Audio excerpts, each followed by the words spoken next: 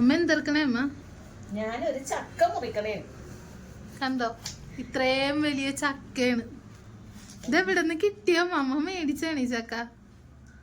നേരെ കാണുക, നേരെ പടിഞ്ഞാറ് വശത്ത് ആ വീട്ടിലെ മരത്തേന്ന് ഒരെണ്ണം വീണിട്ട് അവര് തന്നതാണ്. നിങ്ങൾ ഇത് കാണണം. ഇതിനകത്തുള്ള ഇത്രയും ചക്ക കൊതിച്ചിയായ ഒരു അമ്മ നിങ്ങൾക്ക് ഉണ്ടാ. ഇതിനകത്ത് ഒരു ചൊളയുണ്ട്.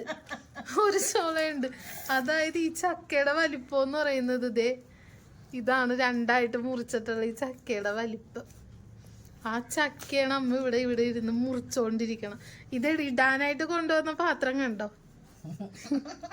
കറി ബൗളിൽ ഇടാനുള്ള ചക്കച്ചോളയേ ഉള്ളൂ. ചക്കയാണ്, തേൻവരിക്ക ചക്കയാണ്. ഇതാണ് ഇതിന്റെ ചക്കച്ചോള. വെച്ചേ, കയ്യിലോട്ട് വെച്ച് നോക്കിക്ക്. ഇതാണ് ചക്കച്ചോളയുടെ വലിപ്പം. ഇതാണ് അമ്മ ഇവിടെ ഇരുന്ന് ചെത്തി എടുത്തോണ്ടിരിക്കണ. തീർന്ന അതിനകത്ത് ചോള.